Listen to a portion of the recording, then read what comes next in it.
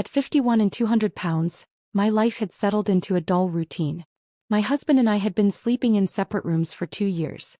Then one day my son George looked at me with annoyance and said, "You do nothing all day. You don't understand anything. Just stay out of my business." That was the moment I realized I couldn't keep living like this. I had to change. My husband had long since stopped seeing me. I barely received any understanding or affection from him, and my days felt suffocating. But hearing those words from George, my beloved son, was what truly shattered me. I buried my face in my pillow and sobbed uncontrollably. I cried until I felt hollow, as if I had drained every last tear. When I finally pulled myself together, I washed my face and reached for my old makeup, expired and barely used. I applied it as best as I could, then slipped into the best dress I owned. It was 3 years old, but I had cherished it.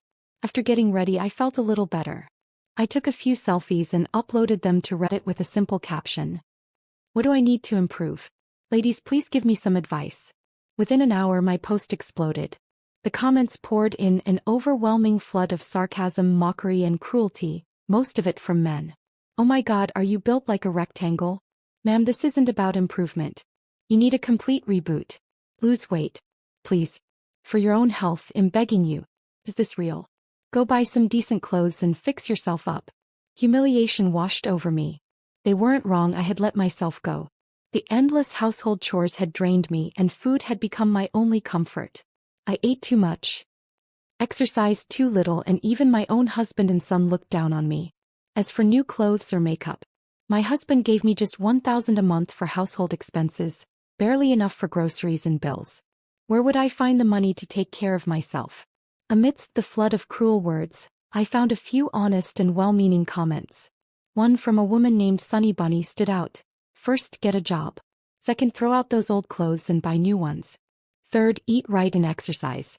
If you learn to love yourself, someone else will see your worth.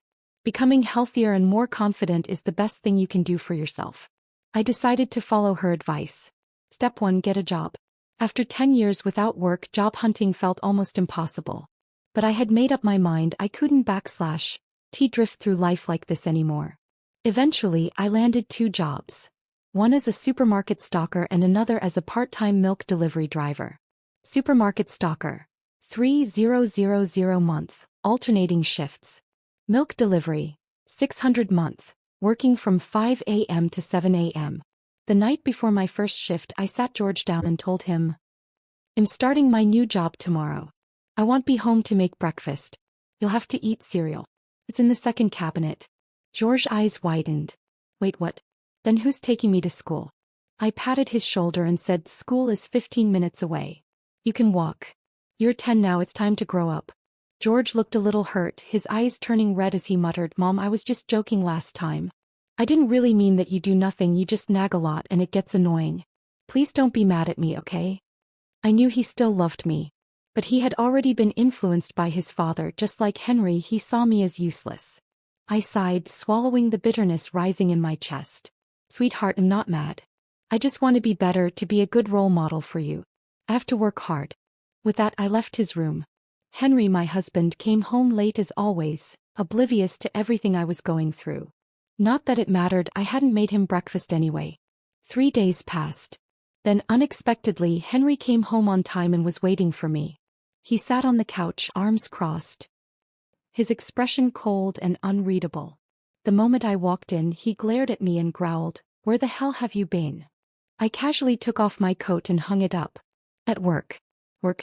And you didn't think to discuss this with me?" I looked at his furious face and felt nothing but exhaustion. Was there a need? If you actually cared, you would have noticed before 3 days had passed. Henry flinched, clearly caught off guard. He ran a frustrated hand through his hair and snapped, "What are you trying to do? Why did you suddenly decide to get a job? Do you even care about George? His teacher called me today, he hasn't done any of his homework. What kind of mother are you?" I kept washing vegetables and flipping the steak in the pan, taking my time before I finally turned to him. "I'm too exhausted from work. I don't have the time to help him with his homework." Henry slammed his palm against the table. "So that's it? You're just going to ignore him? What about his future?" I let out a short laugh. "Why don't you help him? I have a job now too. Why is it automatically my responsibility?" Henry was speechless for a moment, then scoffed coldly. Fine. If that's how you want it.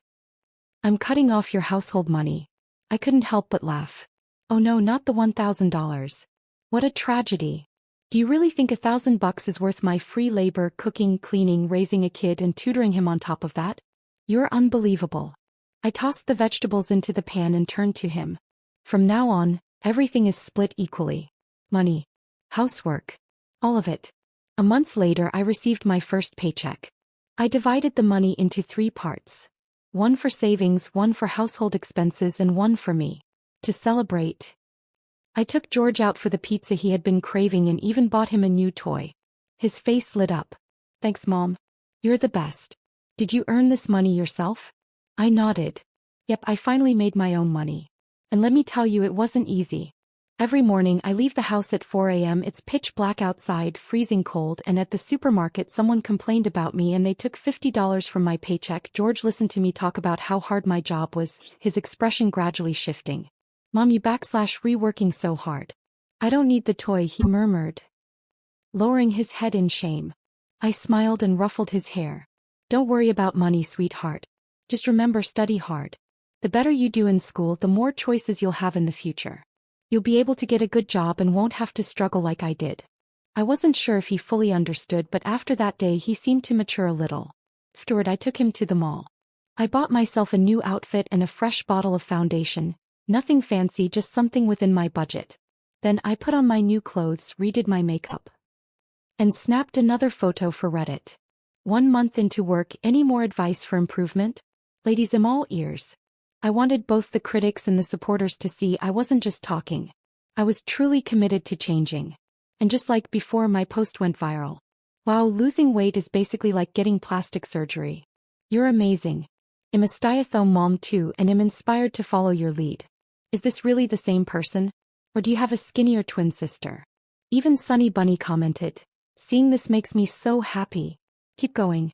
In just 1 month, working 2 jobs, I had lost 40 pounds. I was still on the heavier side, but I looked much better. Even Henry had started treating me with a bit more respect. Then, out of nowhere, someone I hadn't seen in a long time showed up, my mother-in-law, Lucy. I had just gotten home from work when I heard Lucy's voice before I even opened the door. Did your mom buy this for you? So she finally got a job? Well, it's good. Better than lying around the house like a lazy pig. George's voice was firm. Mom works really hard. She bought this for me on purpose. I didn't hear what Lucy said next because I had already stepped inside.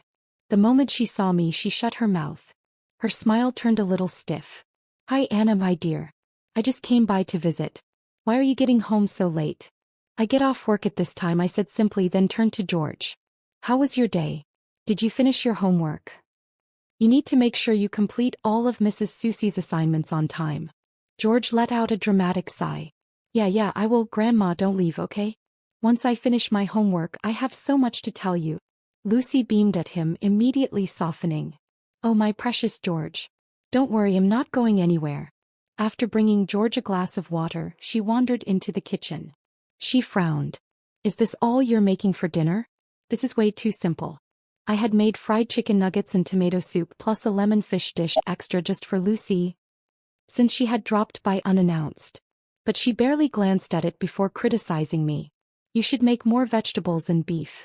He needs balanced nutrition. My grandson loves pan-seared steak. I let out a cold laugh. Lucy was never satisfied with anything I did. Every time she visited, she had to comment on everything from my cooking to my housekeeping to my clothes. But I didn't want to argue with her. Instead, I said calmly, I got off work too late today.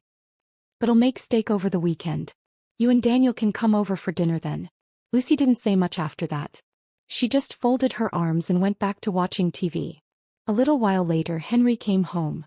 The moment he saw his mother, he lit up, and the two of them exchanged warm greetings, chatting like they hadn't seen each other in years. Meanwhile, I was finishing up dinner. I turned to Henry and said, go check George's homework. If everything looks good, call him out for dinner. He hesitated but nodded reluctantly.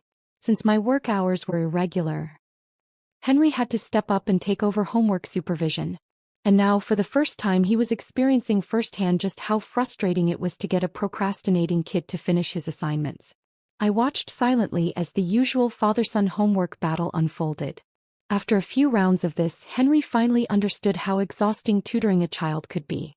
In the past, I would have worried and stepped in to help, but now? I saw no reason to make life harder for myself. But Lucy, hearing all the commotion, suddenly got that calculating glint in her eyes. She pulled Henry aside and whispered, "Let Anna do it. You've had a long day, just sit down and rest." I nearly laughed. And I haven't had a long day? I've been working too, and I didn't even get a chance to sit down yet. Henry cleared his throat and said, "It's fine, I'll do it. Anna's teaching skills aren't great anyway." Of course, he wasn't going to admit in front of his mother that I had practically forced this responsibility onto him. Lucy, however, looked puzzled. It had only been a little over a month since her last visit, but somehow everything in this house felt different. She glanced at me with growing suspicion. I ignored her and quietly set the table, calling everyone to dinner. After dinner, Lucy finally got to the reason for her visit. "You both know your father's health isn't great.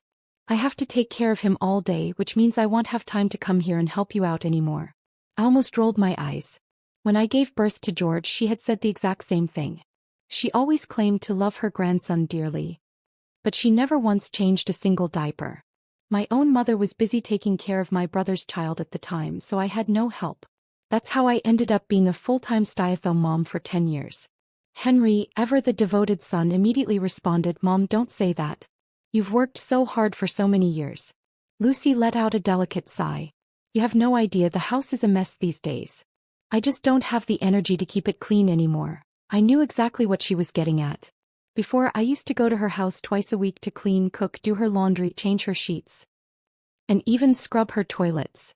She never did any of it herself because, as she put it, "Well, you're just at home doing nothing anyway, so you might as well help out." But now that I had a job, I no longer had time to be her unpaid maid. Henry had always known about this arrangement, but in his mind, it was just a minor chore, not even worth noticing. But now, hearing his mother complain, he was finally starting to realize just how much I had been handling all these years. Henry cleared his throat and turned to me. "Why don't you go to my mom's this weekend and see if you can help her out?" I responded calmly, "I only get one day off a week and am working Saturday. I can go on Sunday, but George has plans with his friend on Sunday. Why don't you take him? Or better yet, why don't you go help Lucy clean up?" Henry hesitated. Normally, Saturdays were his full day with George, making breakfast, taking him to his friend's house, picking him up, and then supervising his homework in the afternoon. By the end of the day, he was exhausted. He barely had the energy to speak. It was harder than going to work. Back when I was a full-time housewife, he never lifted a finger at home. He just lounged on the couch watching TV while I did everything. Now, hearing my suggestion, he immediately rejected it. "That's not happening." Lucy's face darkened. Sensing the tension, Henry quickly added, "Mom, Anna is working now. He doesn't have time. How about I hire a housekeeper to come by once a week?" Lucy scoffed. "Hire someone? With what money? Are you rich now? Why can't Anna just squeeze in a little time? Or better yet, why don't you help me clean?" The irony was that Lucy was barely 60, perfectly healthy, and fully capable of taking care of her own house. The only reason she used to make me do it was because she saw me as a freeloader living off her son's money. In her mind, I needed to earn my keep. But hiring a professional cleaner? That was unacceptable. Dinner ended on a sour note. Neither Henry nor Lucy could agree, and they both just exchanged awkward glances. At the supermarket, I worked incredibly hard, grateful for every opportunity. I never shied away from the tough tasks, and because of that, I had a great relationship with my coworkers. One of them was Sunny Smith, a woman who, despite being 50, looked far younger than me at 40. She was effortlessly elegant, always well-dressed, and had an infectious energy about her. Over time, we became friendly, chatting about fashion and self-care tips. I had a long way to go when it came to improving my appearance, but I wasn't just doing this to win back Henry's affection or George's approval. I was doing it for myself. I wanted to feel confident from the inside out. I even started sharing my transformation journey online, and surprisingly, I was gaining a small following. Sunny often gave me beauty and fashion advice. And when she learned about my home situation, she sighed in sympathy. Sometimes I'd bring her lunch, always making sure it was still warm when I handed it over. One day, while we were alone in the office, Sunny leaned in and said, "Anna, I have some news. I'm leaving this job." I was stunned. Sunny was an accountant with a great salary and solid benefits. Sure, the workload was heavy, but from my perspective, it was an incredibly stable and respectable career. She wasn't just in charge of the finances for our store, she also managed the accounts for 2 other locations in the district. She was making good money. So if she was leaving, where was she going? And was it somewhere better? Sunny seemed to read my thoughts and smiled. You don't plan on being a stock clerk forever, do you? Would you like to move up? I was taken aback. What do you mean? She leaned in slightly. I won't be leaving immediately. If you're serious about advancing, use this time to earn a CIA certification. Once you do, I can train you, familiarize you with the job, and if you re-ready, I'll recommend you to take over my position before I leave. A surge of excitement shot through me. My entire body felt electrified. Thank you, Sunny. Thank you so much. She chuckled. The opportunity is in your hands, but if you don't pass the exam, none of this matters. Do you understand? I clenched my fist. I will pass. I promise. Determined to get my Certified Internal Auditor (CIA) certification, I quit my milk delivery job and dedicated every spare moment to studying. Sunny didn't just encourage me, she mentored me. She shared study techniques, lent me her old reference books, and supported me in ways I never expected. I promised myself that one day I would find a way to repay her. Even my husband and son noticed my dedication. One evening, as I pored over my textbooks, George peered over my shoulder and gasped. Wow, Mom. This stuff looks really hard. He flipped through the pages, his eyes widening at the dense, technical jargon. I smiled. How about this, you grab a book too? And we study together? Let's have a competition. Whoever scores higher on their next test wins. George's eyes lit up. If I get a higher score on Miss Susie's quiz next week, what's my prize? I thought for a moment. You can pick any toy you want. But if I pass my exam, what do I get? He grinned. We'll give you massages for a whole week. We shook hands on it, then laughed and hugged. It was one of the rare moments where I felt truly happy. But from the corner of the room, Henry muttered coldly. What an act. I knew he was struggling. He wanted to talk to me but didn't know how. At least he was no longer barking orders at me like before. I didn't waste my energy responding. My focus was locked on one goal, passing the exam. If I landed Sunny's job, my salary would double. And even if I left this supermarket one day, I'd have real experience and a professional certification. I'd never be trapped again. This was my one chance to turn my life around. And I was going to seize it. 2 months later, I passed the CIA exam. My weight had also dropped from 200 pounds to 175. I was still chubby, but as the women in my Reddit comments put it, I had officially entered the cute curvy category. Sunny was thrilled for me. You did it. Now that you have your certification, let's get you up to speed on the job. She walked me through everything, the bookkeeping process, tax filings, and payroll systems. It looks complicated, but it's mostly about accuracy and attention to detail. In this field, experience matters more than raw talent. She even showed me how to navigate tax software, manage financial reports, and maintain relationships with banks and tax authorities. Sunny held nothing back. One of our coworkers pulled me aside and whispered, "What's the deal with you and Sunny? Why is she helping you so much?" I had no answer. Was it simply because we got along? Was it because I had brought her lunch a few times? Whatever the reason, thanks to her, my transition into this role was going smoothly. With Sunny's recommendation, I started handling simple tasks at first, gradually working my way into more core responsibilities. One day, she took me to the bank for some transactions and personally introduced me to her contacts there.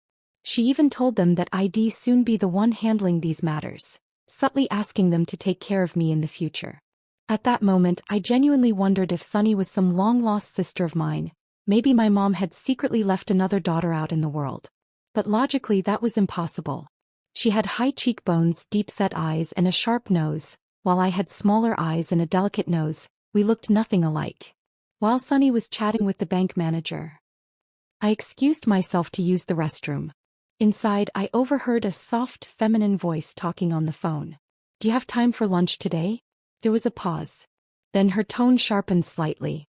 "You never have time for me on weekends, and now you won't even come out for lunch? Be careful, I might just stop talking to you altogether." I flushed the toilet and stepped out. At the mirror, A tall woman with long hair and striking features was touching up her makeup with a powder puff. I recognized her. She was a bank employee. Sunny had greeted her earlier, calling her Rossi. After finishing our business at the bank, Sunny and I decided to grab lunch. Across the street was a high-end restaurant, and Sunny insisted on treating me. I glanced at the menu, $2.18 per person. I immediately shook my head. Just as I was about to insist on paying to repay her kindness, Sunny waved me off. If you're out with me, you're not paying. Stop arguing and sit down, let's take that window seat. I was so grateful I could hardly speak. It was my first time dining at a place like this. They served black tiger shrimp, cod, steak, mussels, a dazzling spread of delicious dishes. As I ate, I made a silent promise: once my salary increased, I'd bring George here to try it too. And maybe even Henry. Recently had been less insufferable than before. Just then, from the table behind us, we heard an argument. What do you mean? Are you breaking up with me? It was a sharp, irritated female voice. Sunny stifled a giggle, whispering, "Isn't that Rossi? She sure didn't waste time finding someone new after her divorce." Then a man's voice responded, a voice that sent a shiver down my spine. "That's not what I meant. I've just been busy. George won't listen to me lately, and his teacher keeps calling. I barely have time for anything." I went completely still. The knife and fork in my hands trembled. The man sitting across from Rossi was my husband, Henry. Rossi's tone softened, turning into a gentle whine. "I don't care. You need to make time for me. Olivia was even asking about you," she said. "Uncle Henry hasn't visited in so long. I miss him." Henry immediately started coaxing her. "I'll get Olivia that doll she wanted, the one she told me about last time, okay?" Rossi's mood brightened. You remembered what she likes. Now that's more like it." My heart plummeted to the bottom of my chest. I felt lightheaded, my legs weak beneath me. I didn't even know how I made it home. But the worst part? I didn't even have the courage to expose them right then and there. For the past 2 years of sleeping in separate rooms, I had suspected Henry was cheating on me. But without proof, all I could do was torture myself day after day, trapped in my own doubts. And every time I would convince myself, no, he wouldn't do that. He may treat me poorly, but he's still a responsible father and husband. But now the truth had slapped me in the face. And the truth was crueler than I ever imagined. He wouldn't splurge on a nice dinner for me and our son, but he dined lavishly with his mistress. He wouldn't buy George a simple toy, but he was more than happy to buy his mistress' daughter an expensive doll. I was shaking with rage, every fiber of my being screaming at me to storm over and tear those two shameless people apart. But I didn't. I hesitated. The house we lived in, Henry's premarital property. If we divorced, I wouldn't get a penny from it. His savings and assets? I had no clue. For all these years, I had been nothing but a full-time housewife, completely powerless, financially blind, and legally unprotected. If I filed for divorce, I would be the one walking away with nothing. And what about George? My parents lived with my brother's family. They didn't have space for me. If I left, I would have to rent a place and raise my son alone. But if I left without custody, Henry would build a new family with his mistress and her daughter. George would be left with his grandmother, trapped in a house where he would never be truly loved. He was just a child. Why should he suffer for his father's sins? And why was this happening to me? I had never hurt anyone. I had been nothing but a devoted wife and mother. Why was I the one being punished? I swallowed the betrayal, shoving it deep inside me. And like I always did, I turned to Reddit to vent my emotions without revealing the full truth. The comments exploded. Some were sympathetic, urging me to leave immediately and break free from the cycle of pain. But others, they were like daggers, slicing through my already bleeding wounds. Have you ever stopped to reflect on yourself? After seeing your old pictures, I'd say your husband cheating is pretty understandable. Who would want to live with someone like that? Honestly, the fact that he hasn't divorced you yet is proof of his patience. Takes two to ruin a marriage. Maybe you're the one in the wrong. What if they truly love each other? Remember, the one who isn't loved is always the third party. Their words felt like knives to my chest. But the more they hurt, the more I forced myself to read them. I needed to stay clear-headed. Every word reminded me of my own foolishness, the 10 years I wasted, living in denial, letting myself rot away in that miserable marriage. How could I have let myself become this weak? How could I have lived without self-respect for so long? I hated myself. But one comment stood out among the rest. Sunny Bunny, my most loyal follower, gave me the harshest yet most practical advice of all. If you can endure it until you have the power to fight back. Right now. Treat your husband as nothing more than a financial tool, someone who pays the bills and takes care of the kid. Maximize your advantage before you cut him loose. And in that moment I made a decision. I wouldn't leave. Not yet. I would endure. I would play along, pretend, and bide my time. And when I was finally ready, I would destroy him. I spent a few days mentally preparing myself, determined to follow Sunny Bunny's advice. Treat this marriage as nothing more than a business partnership, a joint effort to raise our child, and most importantly, milk every last bit of Henry's resources before walking away. Meanwhile, Sunny officially submitted her resignation, and as promised, she recommended me for her position. The store managers held a meeting and ultimately approved the transition. They liked that I had a strong work ethic, a good reputation, and a responsible attitude. Plus, hiring a new accountant from scratch would be time-consuming. It was much easier to promote someone who was already trained. So just like that, I went from being a stock clerk to an accountant, a professional career, with double the salary. It all felt like a dream. Before leaving, Sunny gave me one last heartfelt piece of advice. Anna, work hard and believe in yourself. You're incredibly capable, you just need confidence. If you keep improving, you'll get promotions, raises, and better opportunities. Keep learning new skills, you never know when you'll need them. I nodded firmly.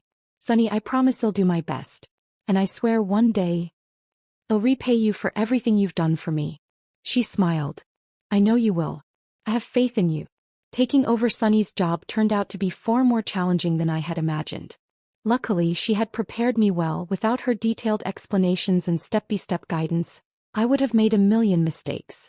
I dedicated myself to getting every single financial report right, proving my competence to the store managers. Over time, though, I started to miss Sunny. She wasn't as responsive as before. Sometimes, days would go by before I'd receive a simple encouraging message. And even when I finally managed to reach her, she'd always say she was busy with something. Her new job seemed just as demanding, leaving me no choice but to wait for her to have a free moment. But outside of work, something unexpected happened. My Reddit following was growing rapidly. More and more women in similar situations started reaching out to me, sharing their struggles, and we supported each other. Everyone watched my transformation in real time, from a 5/1 200-pound walking cylinder to a 5/1 120-pound confident woman. My fashion sense and makeup skills improved significantly, and even my photography had taken on a new level of professionalism. Somehow my entire presence changed. My once ordinary appearance now carried a new radiance. After all, I was only 40. A woman's beauty doesn't fade at 40, it just needs to be rediscovered. Then something even more surprising happened. Women on my platform began asking me for fashion advice. Your coat is styled so well, it gave me some inspiration. Where did you buy those shoes? I absolutely love them. I sat there, staring at the comments, feeling a wave of emotion wash over me. I never imagined that one day people would admire my sense of style. A year ago, I used to stand in front of the mirror, crying. No. Now I was someone women looked up to. George idolized me now. Mom, my classmates keep asking me if I got a new mom. They don't even recognize you anymore. You're officially the prettiest mom in our class. That was a bit of an exaggeration, but I couldn't help but laugh and shake my head. One of the other parents, someone I had always gotten along with, even DM'd me privately to ask if I had undergone plastic surgery or liposuction. I couldn't blame them for being suspicious. After all, we were all stay-at-home moms who used to pick up and drop off our kids wearing the same 2 outfits on rotation. Now, my entire style, energy, and presence had transformed. If Henry weren't still showing up to pick up George, the school moms would have been convinced we had gotten a divorce. Honestly, that rumor wasn't entirely unfounded. But I didn't care anymore. I had finally realized that the only thing I could truly rely on was my work and my own money. Most of my income went straight into savings. It wasn't enough yet, but when the opportunity arose, my first priority would be buying my own home. My accounting job had become second nature, but I didn't stop there. After work, I threw myself into learning new skills: digital media, photo editing, video production. And surprisingly, my side hustle as a content creator started making even more money than my accounting job. The only downside wasn't a stable income. So, I made a bold move. I hired an assistant, one of my loyal followers, a former white-collar worker turned stay-at-home mom who had previous experience in social media management.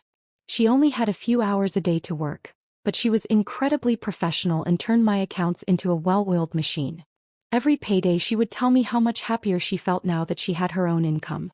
"I finally feel like I have a voice at home," she once said, beaming. Hearing that, I couldn't help but think if it weren't for Sunny, I'd still be drowning in misery. We women had to help each other. But I didn't stop there. I was constantly pushing myself, enrolling in online courses and learning new skills. I barely had time to breathe. If I could have 48 hours in a day, it still wouldn't be enough. And when I thought about how I had wasted the last 10 years, God, I wanted to go back in time and slap some sense into my past self. If I had woken up earlier, I would have already built my own savings and wouldn't have to strategize my escape now. That evening, Lucy came over again. The moment she saw the table full of pizza, her face twisted with disapproval. "Why aren't you cooking dinner? George can't keep eating this junk," she complained, but that didn't stop her from grabbing a slice and eating just as much as everyone else. I didn't even bother responding. My time was precious. Why the hell should I waste it cooking and scrubbing dishes every single night? If I could pay for convenience and make my life easier, I absolutely would. And honestly, if it weren't for the sake of avoiding drama, I would have flat out asked her, "If you're so concerned about home-cooked meals, why don't you cook?" But before I could say anything, George spoke up. "Grandma, I asked Mom to buy pizza. Isn't it delicious?" Lucy scoffed, rolling her eyes. "Oh sure, your mom buys you everything. But when your dad gets you something, you never brag about it, do you?" George paused, thinking seriously. Then, in the most innocent voice, he said, "Well, Dad never buys me anything. So, I can't exactly lie about it, can I?" Lucy's face darkened. She shot him a sharp glare. "You ungrateful child." But George just grinned. "I'm just telling the truth. Of course, Henry's heart was never with us. His love, his attention, his money, they all belong to Rossi and Olivia now. The only reason he even bothered with George was to keep up appearances. It was barely an effort at this point. I didn't bother arguing with Lucy. I had too much on my plate to waste time bickering with her. But just as George finished his sentence, the front door opened. Henry had come home. And in his hands a gift. A toy train set for George. I glanced at the box. It was probably worth $50, a rare display of generosity. Lucy immediately jumped up from the couch, beaming. "Your dad loves you the most. Now tell me, isn't your father the best?" I couldn't stomach watching them put on this disgusting act. Without a word, I got up and excused myself. "I have work to do." Then I locked myself in my room. Just as I shut the door, I heard Lucy whisper, "Does she really make that much money? How much is she earning a month?" Henry shushed her, muttering something in a low voice. Then came Lucy's gasp of disbelief. "No way. That much. You better make sure she doesn't waste it all. You need to get some of that money from her." I let out a silent laugh. I knew exactly what those two were scheming. Before she left, Lucy gathered up all the leftovers, smiling at me for the first time in years. "Anna, my dear, no need to see me out. You're so busy, go back to work." I almost laughed out loud. In all the years I had been married, I had never seen Lucy act this friendly toward me. That night, after George fell asleep, I finished up my work and got into bed. I had just turned off the lights when suddenly the door creaked open. "Henry." He slipped into bed beside me, whispering in my ear. "Are you asleep? Come on, I know you're awake." Every hair on my body stood on end. I shoved him away, immediately switching on the lamp. "I'm tired. I need to sleep." Henry chuckled, inching closer. "Keep it down. Don't wake George." I took a deep breath, my fists clenched. "Go back to your own room." Henry hesitated, then sighed dramatically. "Anna, stop being mad. It's been long enough. We should make up, don't you think? Look, I'm here with sincerity. I said go back to your room." He blinked, confused, as if my firm rejection didn't make sense to him. Then suddenly his voice softened, turning into a sickly sweet coaxing tone. "Come on, baby, don't be like this. I'm apologizing, okay? George is older now, we should take this chance and have a second baby." Second baby? I felt my stomach churn. So that was his plan. Now that I had changed, now that I was glowing, desirable, valuable again, suddenly he wanted to come crawling back. I felt pure disgust. I tried to push him off, but he just laughed and kept pressing closer. That's when I drew in a deep breath and slapped him across the face. Hard. The sound cracked through the room like a gunshot. Henry froze.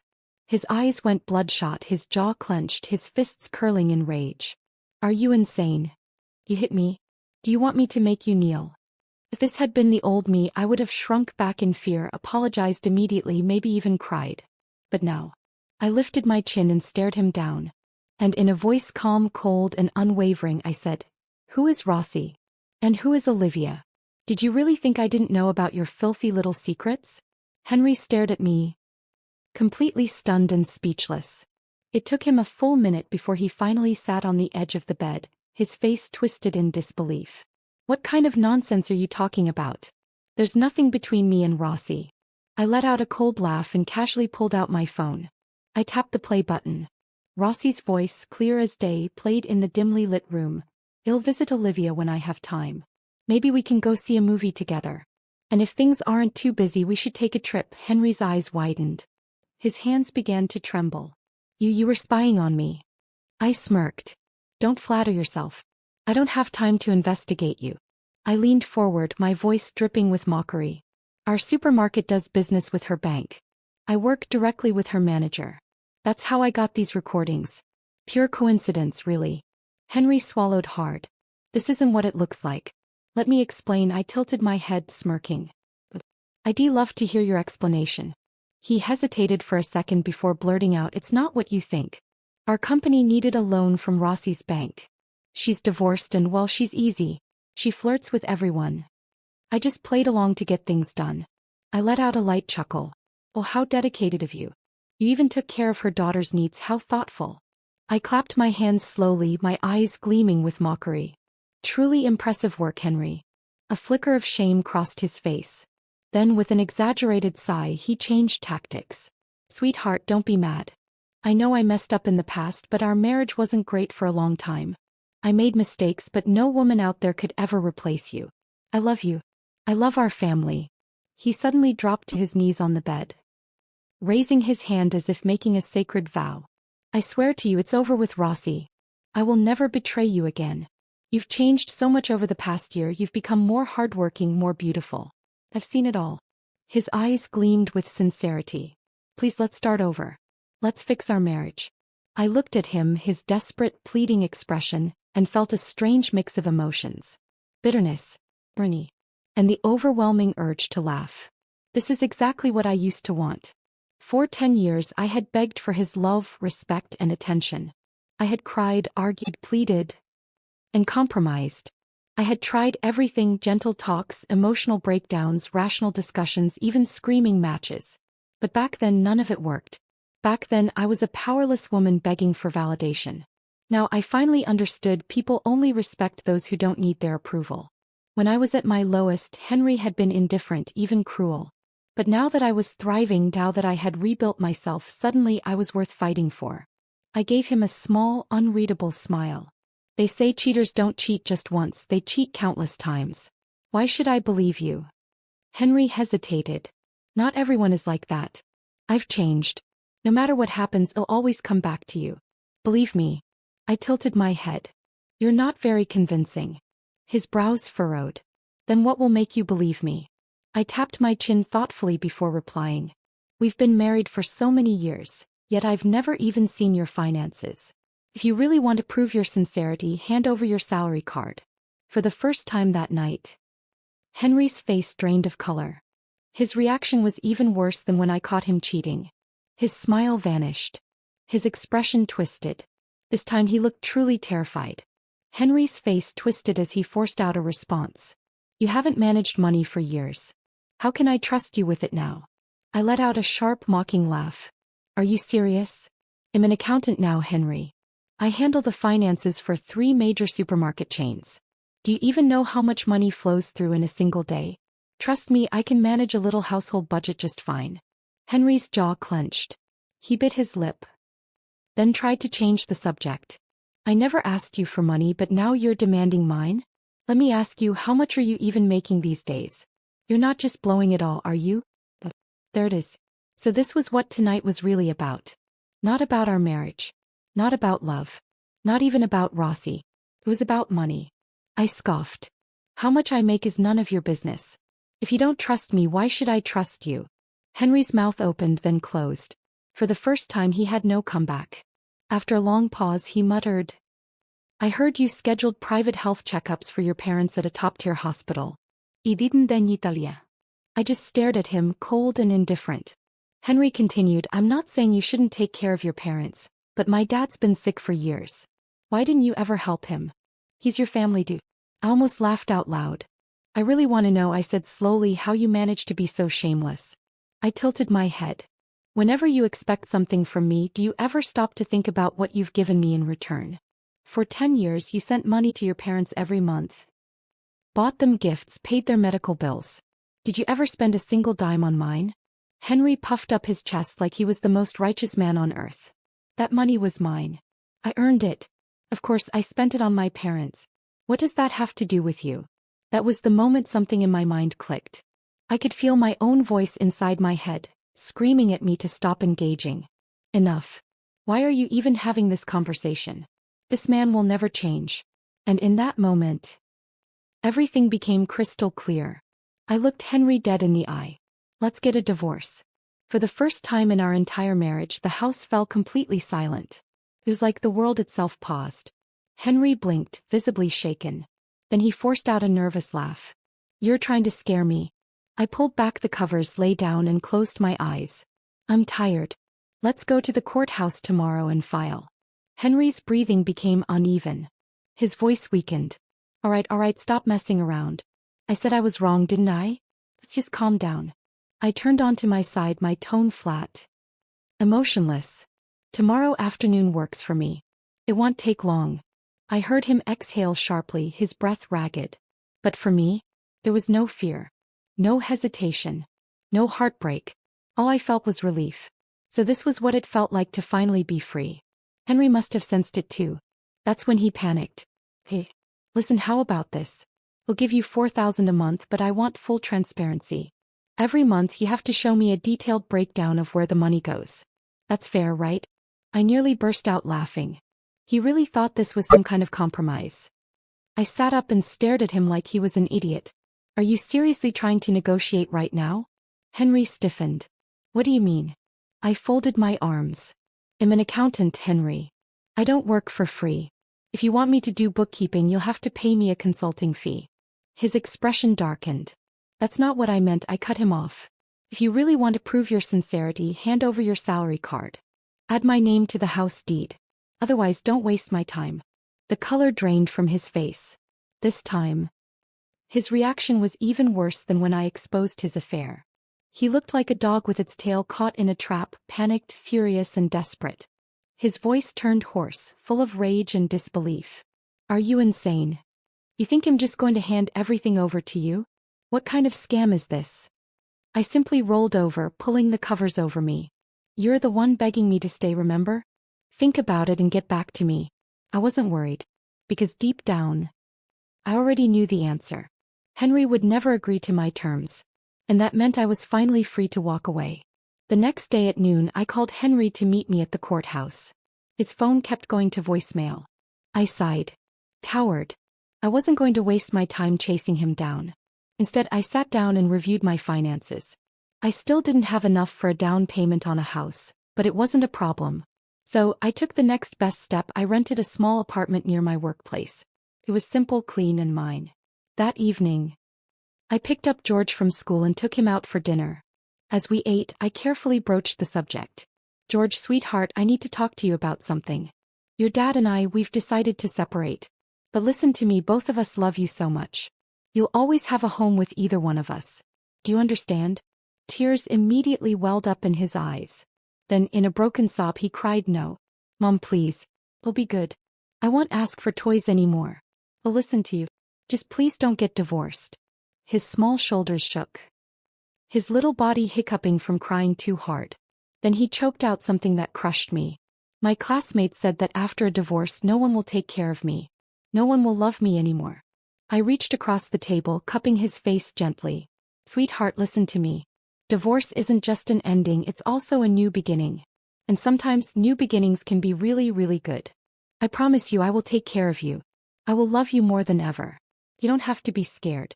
Georges' tear-filled eyes searched mine. Really? I smiled and nodded firmly. Really? He sniffled. Then, I want to stay with you, Mom. That was all I needed to hear. That night I packed up our things and left. When Henry came home and saw the empty house, he finally realized I wasn't bluffing. At first he tried calling, texting, even showing up at my work to argue. But after I ignored every attempt, he finally accepted reality and switched tactics. He wanted to negotiate. A divorce wasn't about love anymore. It was about money and custody. Henry's voice was tight with anger. You brought this on yourself. Let me make something clear, you're not getting a dime. The house is mine. I don't have savings. If you want a divorce, you leave with nothing. I supported you for years and that's more than enough. I almost laughed. I had already guessed he hid his assets, probably transferred them to his parents' accounts to avoid splitting anything with me. But honestly, I didn't care. I could make my own money now. So I simply shrugged. Fine. No problem. Henry's smug expression faltered. He had been waiting for me to argue, maybe even beg. But when I didn't react, he became visibly unsettled. Then his voice sharpened. But George, you're not taking him. He's my son. I raised an eyebrow. Are you sure? I leaned forward slightly, my voice silky smooth. That's fine.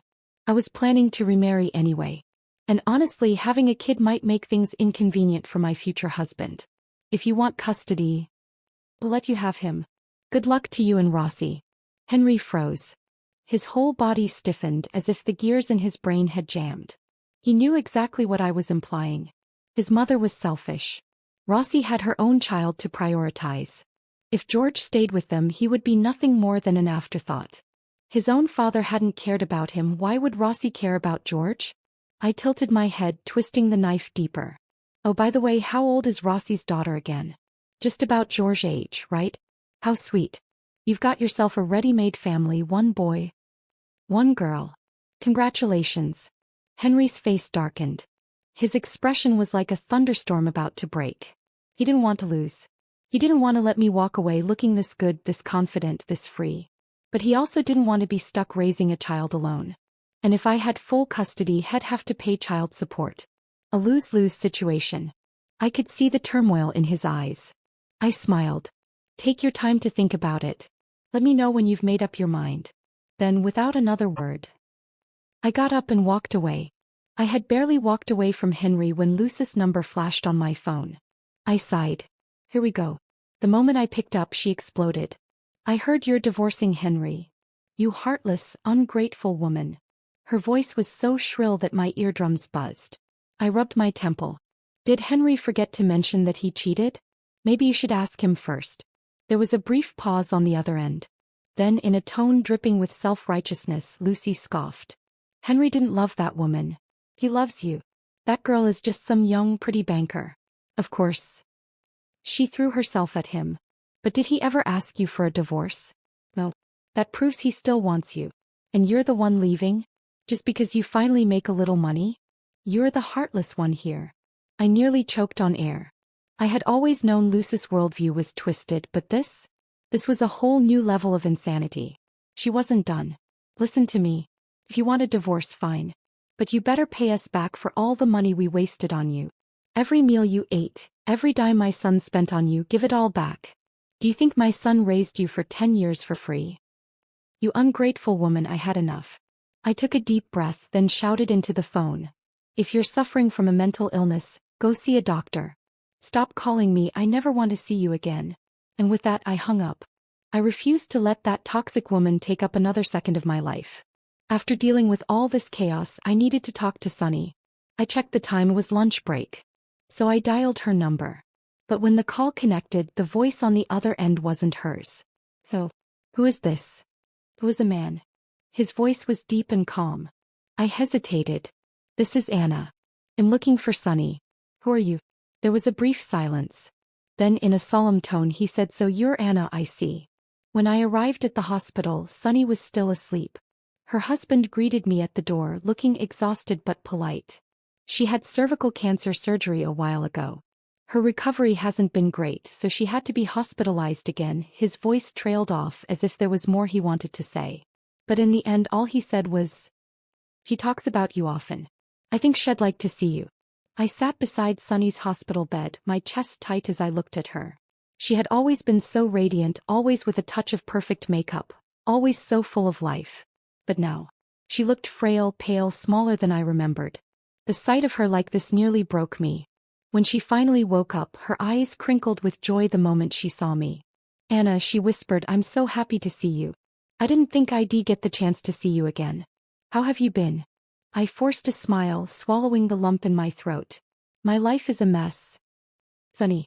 It's not worth talking about." I lowered my gaze. "The only thing that matters is you. Why didn't you tell me? Stop thinking about anything else, just focus on getting better." Sunny turned her head toward the window, her voice soft, almost distant. "First of all, I want to congratulate you for finally leaving that toxic marriage. Your husband was garbage. He never deserved you." I blinked. I had never told her the full story. I had only vented vaguely about my marriage in passing.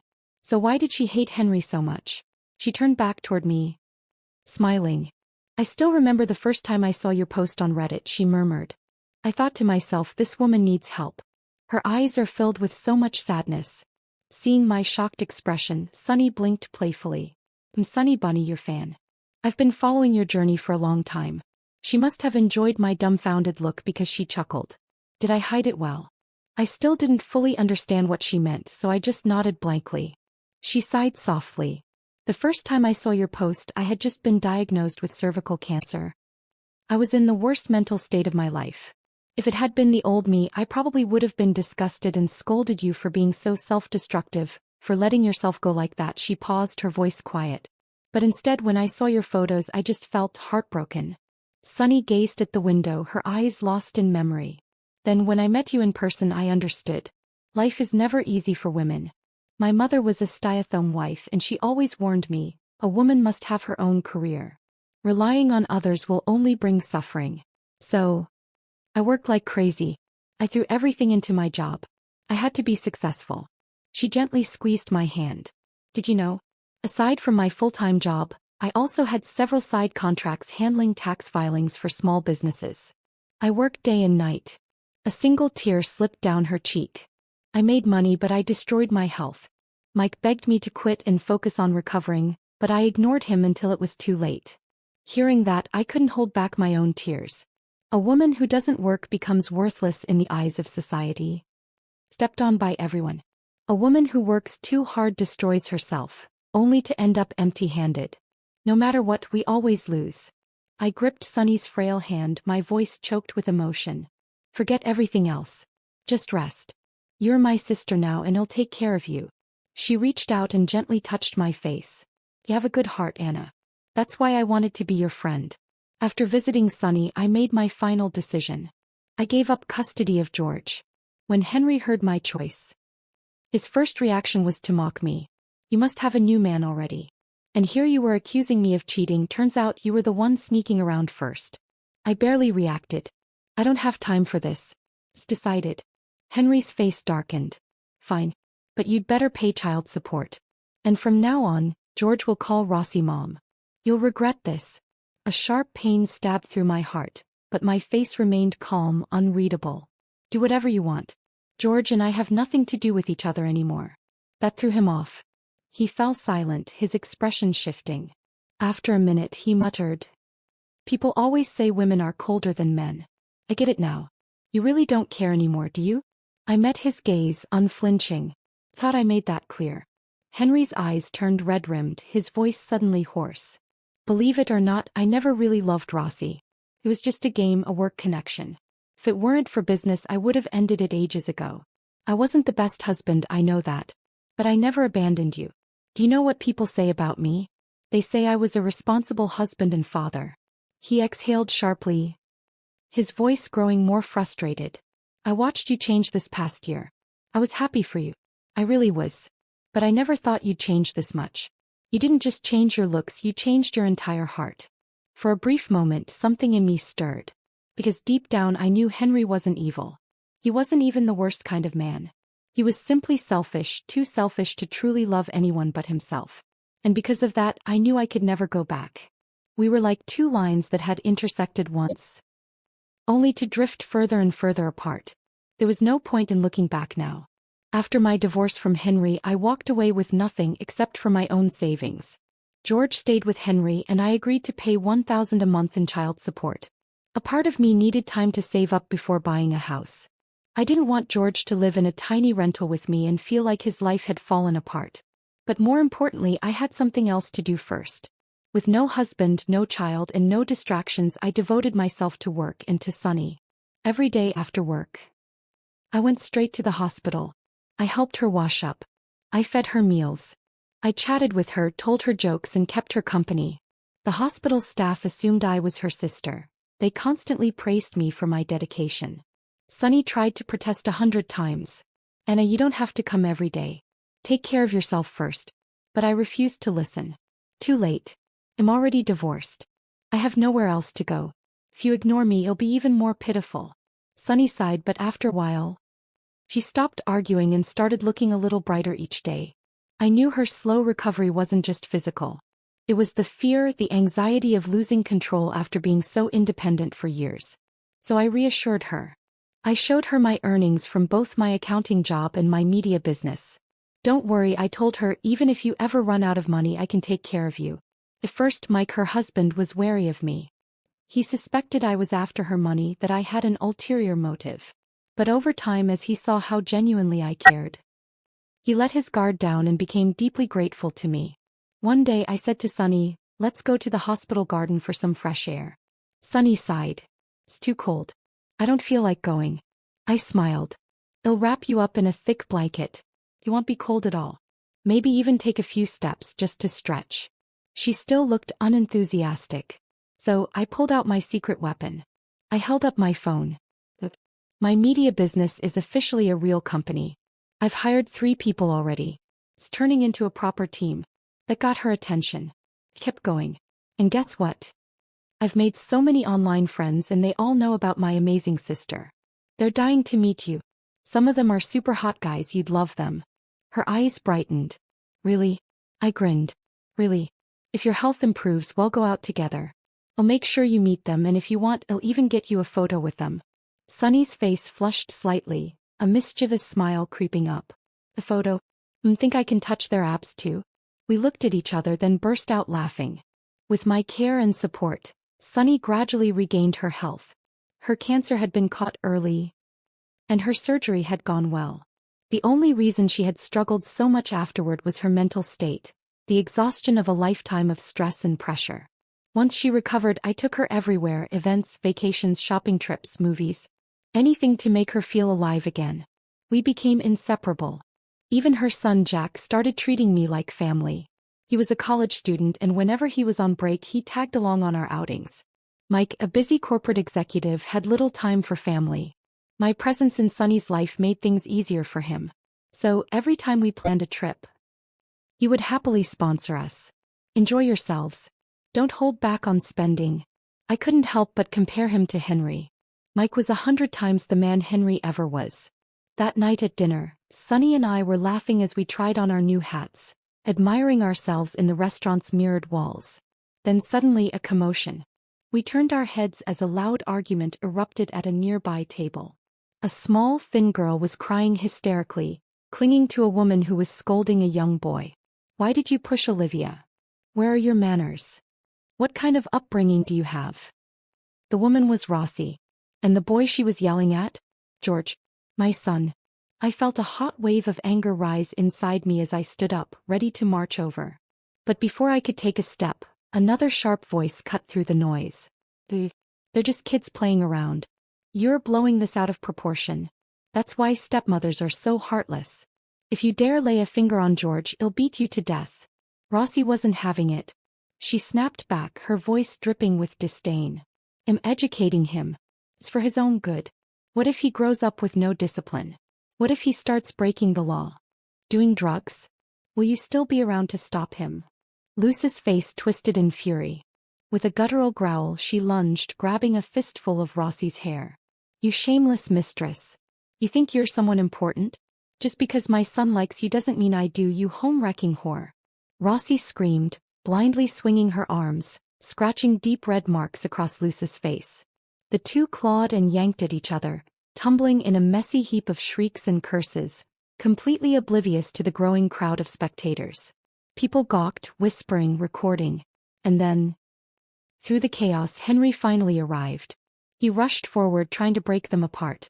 But Rossi, still seething, wouldn't stop. She kept spitting insults, her hands still grabbing at Luce's hair. Henry's face darkened. Then, in a sudden flash of frustration, he slapped her hard. The moment his palm connected with her cheek, a collective gasp rippled through the restaurant. Rossi froze, stunned. Olivia's wailing grew even louder, her tiny body heaving with sobs. The whole scene was a mess. And that's when I calmly walked forward, without acknowledging the disaster unfolding. I simply reached for George's hand. You all have a lot to sort out, I said lightly. We'll be taking George with me. Henry, humiliated, barely managed to nod. But Lucy? Oh, she was not having it. Look at you trying to play the hero. You're the one who wanted a divorce. You abandoned George. And now you think you can just walk in and take him. I didn't waste a single second engaging. I simply turned and started walking away, leading George with me. But Lucy wasn't done. She ran after me, trying to block my way, grabbing at my arms. With so many eyes watching, I didn't want to cause a scene. But Henry didn't stop her. He just stood there, letting his mother do as she pleased. Just as I was debating how to handle her, a tall figure suddenly appeared beside me. He pushed Lucy aside with one firm shove. Get out of the way. Lucy stumbled back, blinking in shock. She sized him up, a broad-shouldered, muscular young man built like a proper athlete. Who the hell are you? She demanded. Jack cracked his knuckles. The person who's telling you to mind your own business. Henry finally snapped out of it, rushing over to drag his mother away. With Lucy out of the way, I led George out of the restaurant without looking back. When we got home, I sat George down and gently asked, "Tell me everything." His voice was quiet but steady. Dad finally took me out for dinner today. But Olivia always takes my stuff. He can't get what she wants, she cries. And when she cries, I get in trouble. I felt a sharp sting in my chest. Tears pricked my eyes. I had been so focused on taking care of Sonny, I hadn't realized how much my own son had suffered. George had grown so much. He no longer complained. No longer acted spoiled, just endured everything quietly. Jack must have noticed my mood. He clapped a hand on George's shoulder and said, "Let's go play soccer." George's eyes lit up. Really? Jack grinned. Of course. Without hesitation, George grabbed his shoes and ran outside with him. I wiped my eyes, then turned to Sonny. I have some savings now. I think it's time I get custody back. Sonny gave me a firm, approving nod. We're all behind you. And true to his word, Mike immediately helped me find a top-tier lawyer. After reviewing everything, the lawyer assured me getting George back wouldn't be difficult. But Henry refused to agree to my request for custody. Of course he wouldn't. All he had to do was dump George on his mother, keep collecting child support from me, and enjoy his life with Rossi. Why would he ever let that go? I stood up, smiling calmly. All right then. See you in court. Henry's eyes glinted with something sly, and he suddenly pulled out his phone. Anna, this is you, isn't it? I glanced at the screen. It was a video. I recognized the setting instantly. It was from that chaotic fight at the mall. Apparently, someone had recorded the whole incident and posted it online. And in the comment section, someone had recognized me. Isn't this that influencer? The one who went from 200 pounds to 120? The stay-at-home mom turned self-made woman? I had lost even more weight over the past few months. Between working full-time, managing my business, and caring for Sonny, I barely had time to eat. But mentally, I had never been stronger. Henry, however, looked triumphant. Like he had finally caught me in a lie. Well, you really hid this well, huh? He sneered. And here I was, feeling guilty about the divorce. Meanwhile, you were playing me for a fool. You must be making a fortune now. And when we divorced, you had the audacity to pretend you were broke. Henry's greed was bottomless. Every time I saw him, I thought I had hit rock bottom, only for him to prove that there was always a new low. I folded my arms, my voice dripping with sarcasm. You're unbelievable. You never once cared how hard I worked. You never once asked how I was holding up. And now, you think you have a right to my money? Henry straightened his shirt cuffs, looking utterly relaxed. Fine. You want to take George? Keep dreaming. Unless you hand over $500,000, you're not getting him. You lied about your income during the divorce. I want my share. I stared at him, utterly disgusted. I had never loathed anyone more in my life. That night, I sat down with Sonny and Mike to discuss everything. After hearing what Henry demanded, Mike sighed. Don't worry. We'll handle it. He immediately called our lawyer. At our first court mediation, my lawyer laid out all the evidence before Henry. With a polite but ruthless tone, he began. Mr. Spencer, based on our investigation, your child has been residing primarily with his grandmother since your divorce, while you have been cohabiting with Ms. Rossi and her daughter. Correct? Henry's mouth opened, about to argue. But the lawyer continued, unbothered. Additionally, on the 13th of last month, you personally attended Ms. Rossi's daughter Olivia's school meeting, while Georges' school meeting was attended by his grandmother. Here is a signed statement from the school confirming this. Henry tensed. The lawyer flipped to the next document. This is a signed testimony from your neighbors, stating that your household frequently orders takeout and does not prepare home-cooked meals, raising concerns about the child's nutrition and general care. Another page. This is a medical report from a private physician. During your period of custody, the child suffered a right arm fracture. Would you care to explain the circumstances? Henry slammed his fist on the table. Oh, come on. Every kid gets a few bruises. It's not like I broke his arm on purpose. The lawyer remained calm, his professional smile unwavering. We believe this incident highlights your lack of attentiveness as a guardian. Could you please outline your educational plan for the child? Additionally, could you confirm your ability to provide a stable environment that guarantees his well-being? He gestured to the final document. Meanwhile, my client, Ms. Anna Spencer, holds a stable career, runs a successful business, and has recently purchased a home. She is fully capable of providing a superior standard of living for the child. Henry's face turned pale. He had thought he was the one holding all the cards. The mediation failed, but it didn't matter. Henry had been completely cornered, sweating under the lawyer's relentless questioning. The reality was undeniable. I had the upper hand in every way. I had financial stability. I had a solid support system. I had legal backing. And most importantly, I had Sonny and Mike's full support. Henry saw the confidence in my eyes and knew he was losing. So, like the petulant child he was, he switched tactics. He started harassing me nonstop, spamming my social media with hateful comments, posting lies and ranting publicly, demanding that George testify in court to say who was the better parent. It was pathetic. But to me, it was a sign that he was completely out of options. So I seized the moment. I took our entire story, every ugly detail, and shared it online. It had always been part of my journey, part of my transformation story. But now it had become a full-blown drama. And the plot twist. I had recorded our last conversation. The moment Henry had named his price for our son, I had kept the proof. I uploaded the audio clip with a simple caption. This is what my ex-husband thinks of our child. The clip played. You want to take George? Dream on. Unless you give me $500,000. You hid your income during the divorce. I want my cut. The internet exploded. People were outraged. This man doesn't love his kid. He's using him as a bargaining chip. How disgusting can he be? I hope one day he realizes what he's done. Henry had officially become public enemy number one. And me. My platform grew bigger than ever. I found a new community, women who had endured the same struggles. Women who now stood beside me. If Henry hadn't been so greedy, I might have left things alone. But he had pushed too far. Now he and Lucy couldn't even step outside without being whispered about. Neighbors pointed at them, muttering under their breath. And Rossi? The moment she saw how bad things had gotten, she packed up and left, taking Olivia with her. Henry finally panicked. For the first time he realized how alone he was. Suddenly, he wanted to talk. He begged to meet. I ignored every call, every message. The only way to reach me was through my lawyer. I refused to give him a chance to manipulate me again. And in the end, with Sonny and Mike backing me, Henry caved. He accepted a small settlement and signed away custody. After 13 years, I was finally free. Looking back, I realized something. Sometimes the things that drown you aren't as deep as they seem. You just have to stand up. I regretted waking up so late, but at least I had woken up at all. At least I had stood up. When everything was finally over, Sunny hugged me, her eyes filled with tears. She held me tightly, refusing to let go. And for the first time I felt safe. Like I had come home. Like I had won. And that's my story. If you've made it this far, thank you. I hope my journey inspires you even just a little.